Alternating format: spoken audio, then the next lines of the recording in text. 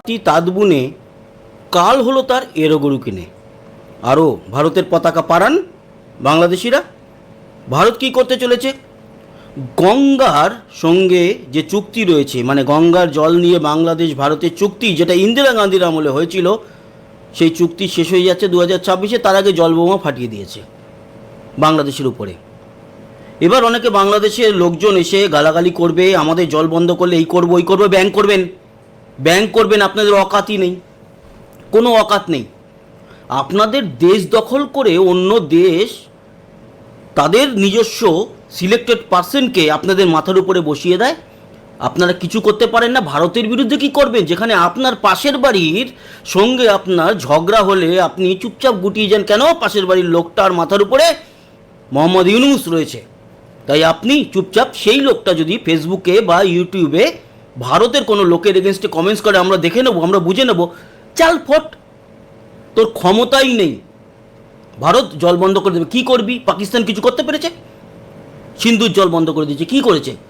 2026 সালে সেই যে ট্রিটিতে সাইন হয়েছিল তার শেষ বছর। এবার আর নয় 15,000 কিউসেক জল ছাড়তে হবে বাংলাদেশকে, আর শুকিয়ে মরবে আমাদের হুগলি নদী। ইন্দিরা গান্ধী, জওহরলাল নেহরু ওই পাকিস্তান প্রীতি, বাংলাদেশ প্রীতি অনেক করেছে। আর নয়, আমাদের ভারতবর্ষের জলের দরকার। আমাদের কাছে জল নেই, তাই আমরা আর জল দিতে পারছি না। ক্ষমা করবেন স্যার, মাফ করুন আমাদের, আমরা পারছি না। সিরিয়াসলি আমরা অক্ষম, আমাদের এই জল দরকার, তাই আমরা আমাদের জল আমরা আটকে নেব। টিটিতে যেটা লেখা থাকে যে উচ্চ জায়গা থেকে যেই জল নিম্ন জায়গায় আসবে, সেই নিম্ন জায়গার লোককে উচ্চ জায়গার লোককে সম্মান করতে হবে। আমি যদি ভুল কথা বলি দেখে নিন, যে জানে এই বিষয় নিয়ে তাকে প্রশ্ন করুন, তার কাছ থেকে জানুন, ফালতু মে কমেন্টস না করে। যে এটা কি সত্যি টিটিতে আছে দেখে নেবেন। ইভেন ভারতবর্ষেরও অন্য একটি রাজ্য থেকে যদি আরেকটি রাজ্যে সেই নদী প্রবেশ করে, তাই নিম্ন রাজ্য যেখানে জল ঢুকছে উপরের রাজ্য থেকে, তার সঙ্গে ভালো ব্যবহার রাখতে হবে জলের জন্য। দেশের ক্ষেত্রেও সেই ট্রিটি ফিটির গোষ্ঠীর পিণ্ডি তো চটকে দিয়েছে বাংলাদেশ, চটকে দিয়েছে। সম্মানের তো কোনো কিছুই নেই। আর তার উপরে যত খুশি ভুলভাল কথা ভারত সম্পর্কে যা খুশি বলে একেবারে নিজেরা গৌর গোবিন্দ হয়ে বসে আছে। আচ্ছা, গৌর গোবিন্দ, আর সেদিনকে আমি একটা কথা বলেছিলাম যে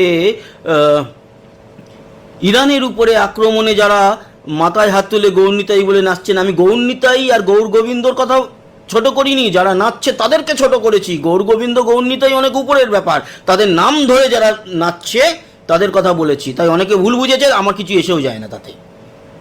যেমন আমি বলি যে এরা তো আল্লাহ আল্লাহ করে নাচছে, আমি আল্লাহকে ছোট করছি না, আমি যারা নাচছে তাদেরকে বলেছি।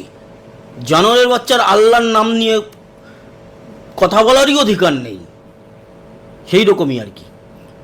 তো গঙ্গা চুক্তি বাতিল হয়ে যাচ্ছে।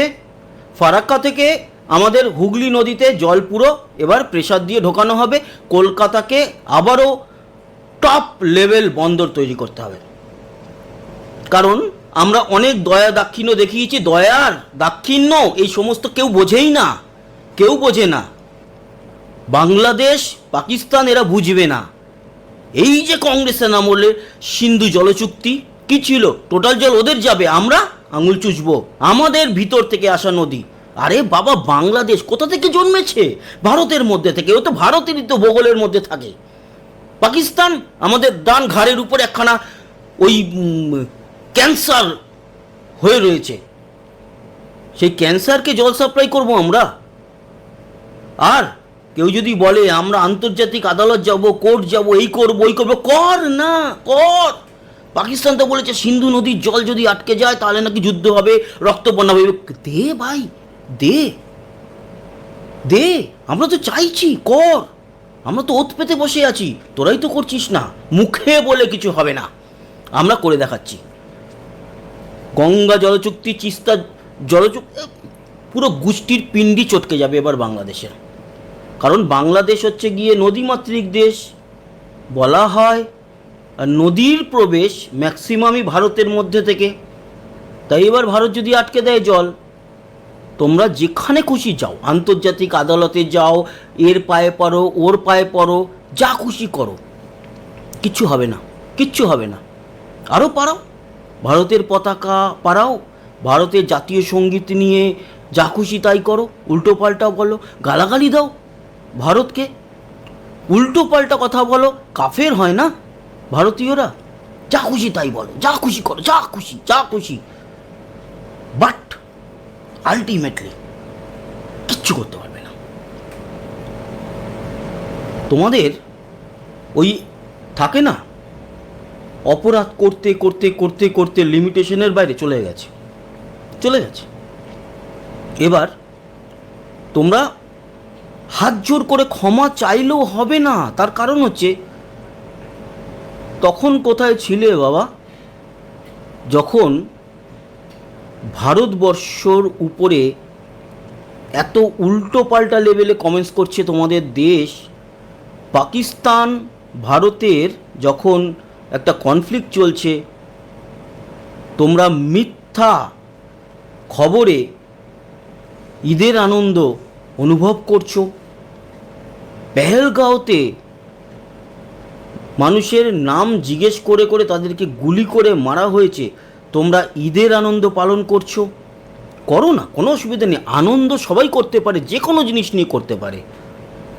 কিন্তু এটাও বুঝতে হবে যে আজ আমি আনন্দ করছি বটে, কিন্তু কাল আমার এই সিচুয়েশনের উপরে ওরা আনন্দ করবে না, তো সেই আনন্দ কিন্তু আমরাও করতে পারি। কিন্তু আমরা মানুষ তো, আমাদের গায়ে লাগছে, কিন্তু আমাদের কিচ্ছু করার নেই, কিচ্ছু করার নেই। আমরা চাইলেও তোমাদের দিতে পারবো না, কারণ আমাদের গভর্নমেন্ট তোমাদের জল বন্ধ করে দেবে।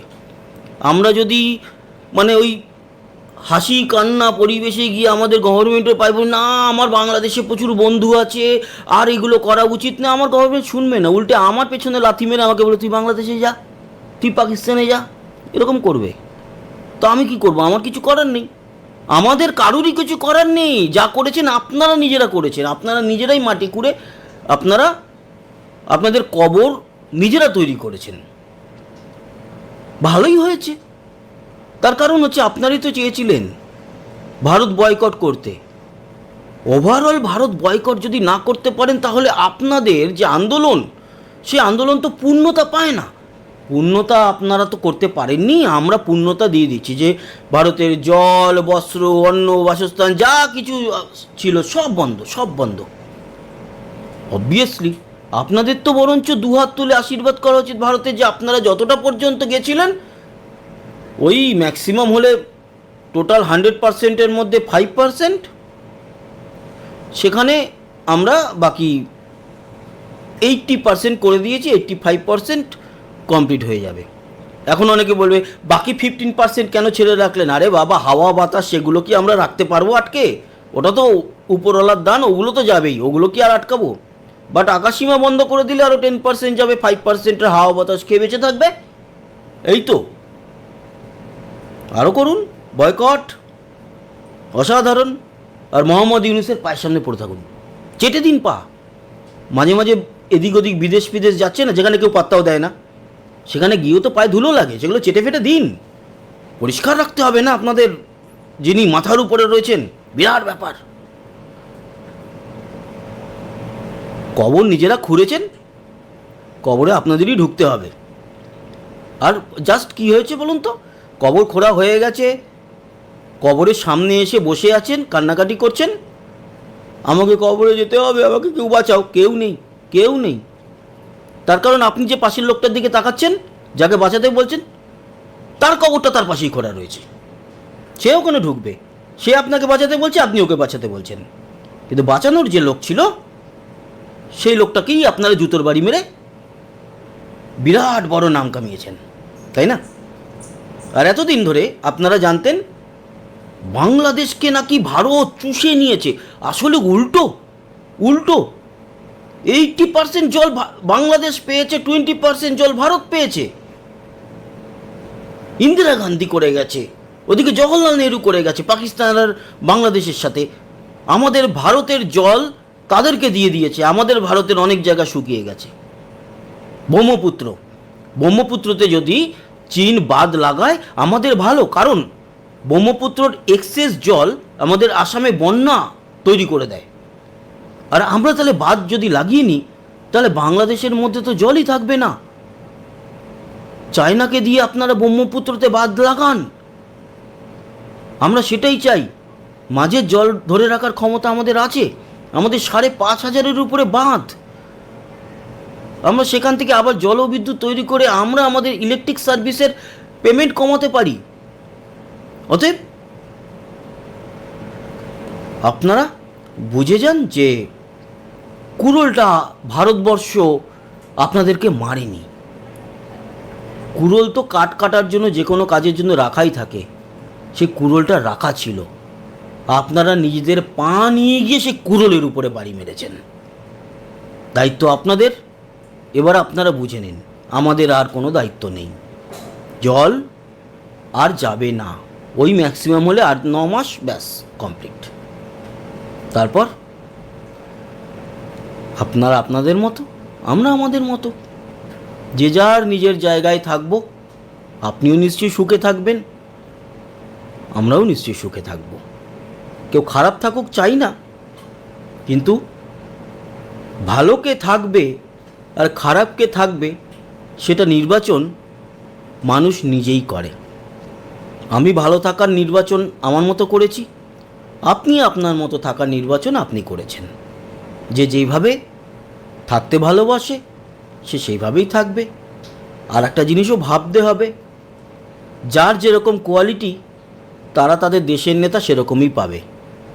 তো আপনাদের কোয়ালিটি আমাদের থেকে অনেক অনেক বেশি, তার জন্য আপনারা অর্থনীতিবিদ, নোবেল লরিয়েট পেয়েছেন আপনাদের দেশের মাথা হিসাবে। আমরা অনেক লো কোয়ালিটির লোক, তার জন্য আমরা একজন চাওয়ালা পেয়েছি। বাট আমরা হ্যাপি এই চাওয়ালাটাকে নিয়ে। কেন? কারণ ওই চাওয়ালাটা আমাদের ঘরের লোক, জানে কোন জায়গা থেকে কি করলে কিভাবে আমাদের দেশের কি বেটার হতে পারে।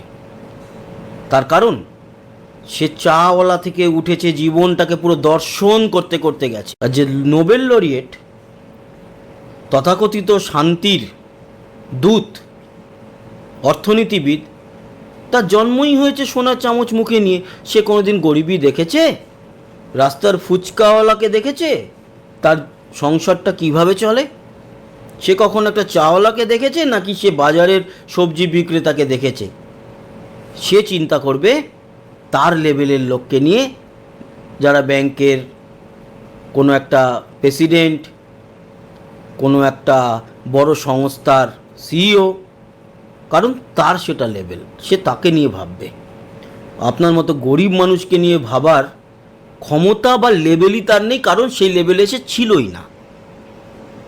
কিন্তু যদি একটা মানুষ আজকে ওই চাওলাই বলুন আর একেবারে নর্মাল সিচুয়েশানে ঝাড়ুদারি বলুন, সেখান থেকে উঠে আসে, সে ওইখান থেকে যদি ভারতের প্রধানমন্ত্রী হতে পারে, সে জীবনে প্রতিটা পাতা উল্টাতে উল্টাতে গেছে।